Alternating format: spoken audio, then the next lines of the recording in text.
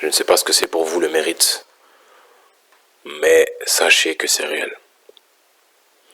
Si on n'a pas, c'est qu'on ne mérite pas. On ne peut pas prétendre mériter quelque chose alors qu'on n'a pas la chose, tout simplement.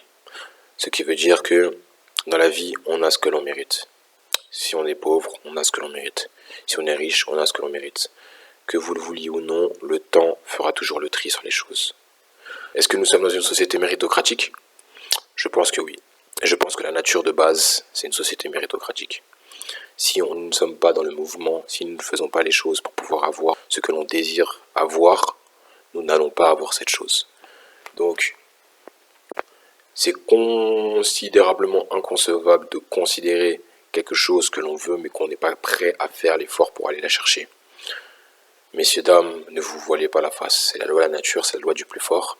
Si vous pensez que quelqu'un est censé vous donner quelque chose juste parce que vous existez, ce n'est pas vrai. Du moins c'est vrai, mais la seule personne qui est censée vous donner quelque chose par rapport au fait que vous existiez, c'est vous-même. Donc vous devez absolument aller chercher la chose. Maintenant, la méritocratie, le mérite, qu'est-ce que ça prend en compte? Ça prend en compte le fait que vous devez être conscient de ce que vous faites. Ça prend en compte que ce que vous faites a des conséquences. Choix, action, conséquences, c'est assez. Je répète, choix, action, conséquences, c'est important que vous implémentiez ça dans votre tête. Donc partons du principe que vous devez être conscient des conséquences de chaque choix que vous faites au quotidien. À partir de ce moment-là, vous allez avoir une forme de maîtrise concernant votre capacité à manœuvrer votre vie et à prendre en compte, comment dire, les potentiels scénarios qui vont pouvoir en découler. Donc, le mérite dépend de l'énergie que vous donnez et dans la direction dans laquelle vous allez également. La direction et l'énergie. S'il y a deux voitures, il y en a deux voitures sur l'autoroute, il y en a une qui va à telle vitesse, admettons à 50 km/h, et l'autre qui va à 120, logiquement, s'il n'y a pas d'obstacle en face, pour les deux, c'est celle qui va à 120 km/h qui ira plus vite. Donc partons de ce principe, sur une même destination, il faut aller plus vite pour pouvoir atteindre cette destination-là. Sur une même destination, la vitesse fait que vous allez atteindre beaucoup plus facilement l'objectif en moins de temps que par exemple l'autre voiture. Maintenant, il faut prendre en compte tous les paramètres car ce n'est pas simplement une ligne droite. Même si les choses sont beaucoup plus simples qu'il n'y paraît, la vie est beaucoup plus complexe. Ce que je veux dire par là, c'est qu'une action peut se répercuter sur 10 ans. Ça veut dire on aura les conséquences de cette action-là seulement 10 ans plus tard. Car oui, l'univers est très bien fait. Il y a des infinités de paramètres à prendre en compte.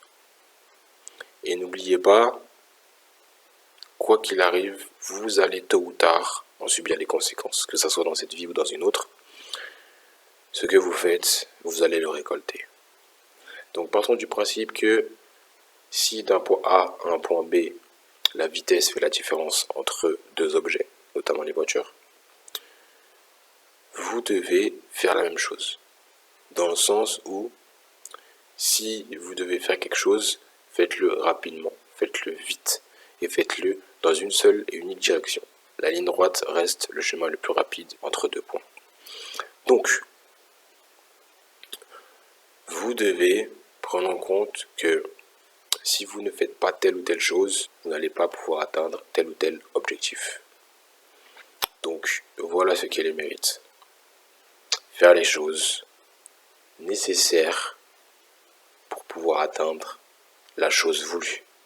Si on pense ainsi, normalement, on est censé avoir tout ce qu'on mérite dans la vie. Pourtant, non.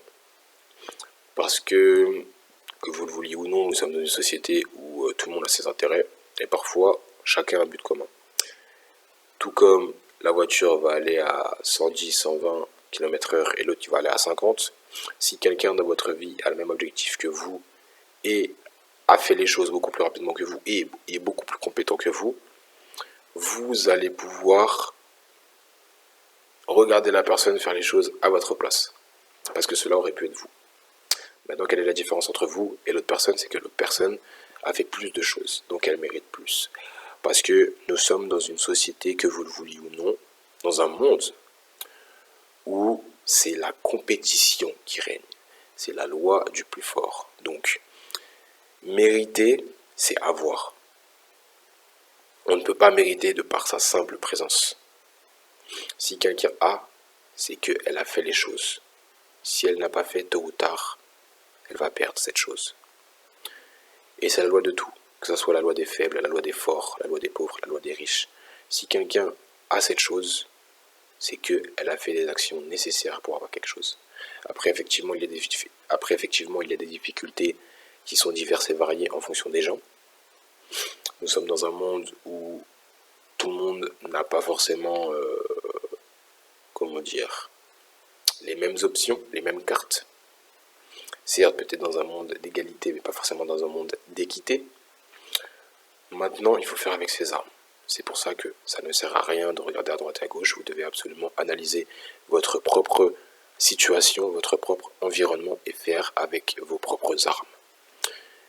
Si vous êtes intelligent, et je pars du principe que tout le monde est intelligent, sauf que ça va être d'une manière différente, chaque personne doit optimiser ses qualités et enlever ses défauts pour les transformer en qualité. Maintenant, il faut simplement prendre en compte que vous êtes maître de votre destin et que la méritocratie, être méritant, ça se mérite. Oui, être méritant, ça se mérite. Il faut faire les efforts. Quelqu'un qui veut quelque chose, mais qui n'est pas prêt à faire la chose, entre quelqu'un qui veut faire quelque chose et qui fait la chose, et encore quelqu'un qui veut quelque chose, fait la chose, mais il le fait encore mieux parce qu'il s'est renseigné, il s'est tué à la tâche. Sur ces trois personnes, il va y avoir différents échelons de réussite. Maintenant, la différence, c'est que peut-être la personne qui a réussi la chose a pris en compte différents paramètres, a analysé son environnement, a essayé de maîtriser le sujet sur ce qu'il désirait avoir. Totalement. Et c'est ça le truc en fait. Vous devez simplement apprendre. Il n'y a rien de plus beau que l'apprentissage. Tout comme deux voitures qui vont d'un point A à un point B, l'apprentissage représente une évolution. Que vous le vouliez ou non, la vie est évolution. Vous étiez petit, vous avez grandi. Vous marchiez, vous avez appris à courir. Petit à petit, vous apprenez des choses. La vie est évolution. La vie est expansion. La vie est mouvement. Parce que oui, je le rappelle, une personne qui croit ou qui veut quelque chose, mais qui ne fait pas le mouvement nécessaire pour avoir cette chose, c'est mort. Elle n'aura rien du tout. Si on compare à l'autre personne qui fait quelque chose pour avoir cette chose. Et encore plus si on compare avec la personne qui a réussi à avoir cette chose-là. Le fait qu'on soit dans une société de compétition, n'oubliez pas, c'est positif. Cela fait un tri. Il n'y a pas une question de bien ou de mal, non. La loi de la nature, c'est la loi du plus fort. Ce sont les faibles et les forts. Donc, être méritant, ça se mérite. Pour être méritant, il faut faire plus que les autres. Nous sommes dans une compétition. Il y a des ressources qui sont illimitées et d'autres qui sont limitées. Donc, s'il y a des places qui sont limitées, si vous voulez réellement cette chose-là, vous devez vous confronter à vos adversaires pour ça. Lorsque vous faites un jeu, vous voulez gagner. Mais là, c'est pareil. La vie, c'est un jeu et vous êtes censé être la personne qui veut tout gagner. Maintenant, la flemme, ce n'est pas normal. Il faut avoir la volonté. Le mérite n'est possible que pour les personnes qui sont méritantes. Et les personnes méritantes sont celles qui font les choses pour le mériter. La flemme, pour moi, c'est un tue-l'amour, c'est un red flag, comme on dit en anglais. C'est tout simplement un péché, si je puis dire. Oui. C'est de la paresse. Je pense que l'un des plus grands péchés de notre époque, c'est la paresse. Les gens sont paresseux. Ils sont paresseux intellectuellement parlant, physiquement parlant. Ils vont toujours choisir la facilité. La facilité vous rendra malheureux. En fait, voilà. Dans votre tête, vous êtes censé être des rois. Vous êtes censé être des rois. Et un roi, il a des responsabilités. Il doit faire les choses. Il doit faire ce qu'il y a à faire. Vous êtes votre propre peuple. Et vous êtes votre roi. Si vous ne vous respectez pas, si vous ne respectez pas votre peuple, vous allez simplement vous faire couper la tête par vous-même, donc par votre peuple. Et voilà le souci, c'est que les gens n'ont peut-être pas beaucoup d'estime pour eux-mêmes, mais vous êtes censés être des rois. Il n'est censé y avoir que des rois et des reines dans cette planète. Lorsque vous regardez dans le miroir, vous vous dites « je suis le meilleur ». Lorsqu'une femme se regarde dans le miroir, vous devez également vous dire « mesdames, je suis la meilleure ». Pour moi. Et on converge entre royaumes. On parle, on discute, tout ça. Comment tu gères ton royaume, tout ça. Sauf que votre royaume, c'est vous-même, c'est votre corps. Vous êtes tous censés être des rois. Maintenant, pour être un roi, il faut être responsable. Il faut prendre en compte tout son royaume, les ressources, les capacités, faire les choses. Et parfois faire la guerre pour protéger son propre royaume. C'est comme ça. La guerre pour un royaume, c'est votre compétition pour votre propre vie. Vous devez absolument maîtriser le fait que pour être méritant, il faut être méritant. Pour être méritant, il faut aller le chercher. Il faut aller se battre. Oui, il faut se battre comme à la guerre. S'il y a gagnant, il y a perdant, forcément. Même si la Terre est énorme, les ressources ne sont pas illimitées.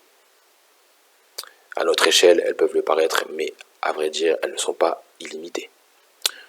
Donc, il faut aller le chercher. On peut recréer de nouvelles ressources, effectivement. Mais dans les faits, si on ne fait pas les choses pour recréer des ressources, elles sont limitées.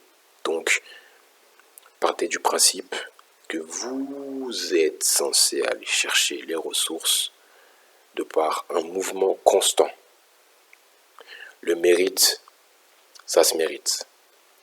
La méritocratie existe. On vous a simplement dit qu'il y a des faits immuables. Il y a les forts, il y a les faibles, vous êtes faible, ben voilà, tu fais avec. Non. Vous pouvez aller chercher les choses. Mais, comme j'ai pu dire, si vous êtes votre royaume à vous tout seul, vous devez prendre en compte toutes les ressources que vous avez. Donc, analysez votre environnement. Vous dire, ok, moi je suis capable de faire ci, je suis capable de faire ça. Qu'est-ce que je dois améliorer pour atteindre cet objectif-là? Et vous le faites à fond. Direction, droit. Vous arrivez, tac, ok, je vais faire ci, je vais faire ça, ok, j'implémente, Petit à petit, on ne construit pas un royaume, on ne construit pas une maison en 4 secondes. Donc partez du principe que vous êtes une maison, vous êtes un royaume. Vous êtes un royaume qui veut prospérer, qui veut créer une dynastie. Vous voulez être la personne qui marque l'histoire, qui marque votre pays. Et par la suite, qu'on retienne votre nom. Voyez-vous comme des rois et des reines, vous allez complètement changer votre façon de voir les choses. Et vous deviendrez méritant. Et ne partez pas du principe que « oh oui, je suis roi, donc je peux tout faire et tout, j'ai le droit d'être flemmard ». Non, au contraire, les mauvais rois ont été des flemmards. Il faut penser grand. Et les mauvais rois se font tuer. Donc vous devez être respecté par votre peuple. Votre peuple qui, je le rappelle, c'est tout votre être. Votre corps, vos organes, votre cerveau, vos doigts, tout ça. Vous êtes le roi, mais vous maîtrisez votre corps. Et vos capacités, ce sont vos ressources. Et vous devez pouvoir remplir toutes les nécessités de votre peuple, de votre royaume. Vous êtes roi d'un royaume. Vous êtes votre propre royaume. Vous êtes une entité qui doit exceller, qui doit mériter. Donc vous devez faire les choses petit à petit. Pour faire pousser du blé, ça demande du temps. Mais là, c'est pareil. Soyez confiant du processus. Continuez à vous battre, à avancer. Soyez méritant. Allez le chercher. Aujourd'hui, on appelle ça des rêves. Une simple ambition, on appelle ça un rêve. Sauf qu'aujourd'hui, ce n'est pas vraiment vrai en fait. Les rêves, quoi qu'il arrive, tout ce qu'on pense, il est possible de l'atteindre. Donc les rêves n'existent plus. Il n'y a que des ambitions, des objectifs et des idéaux. Mais il faut simplement être prêt à aller le chercher. Le souci, ce n'est pas le fait que ça soit dur ou autre. C'est le fait que vous n'y croyez pas. Maintenant, en vous considérant comme un roi ou comme une reine, vous pourrez l'atteindre. Vous avez un objectif, personne ne vous arrête. D'un point A à un point B. C'est aussi simple que ça. Faites les choses en tant que roi. Soyez honorable, soyez prestigieux, soyez élégant, soyez fort, soyez forte, mais surtout, respectez-vous et soyez digne envers vous-même. À partir de ce moment-là, vous allez tout faire et vous pourrez mériter tout ce que vous désirez parce que vous aurez fait les choses nécessaires pour les avoir. Le mérite, c'est la ligne droite. Messieurs, dames, courage, c'était Williams de l'école du bien-être. Et n'oubliez pas, point A, point B, on va à 200 km/h et on a un royaume complet.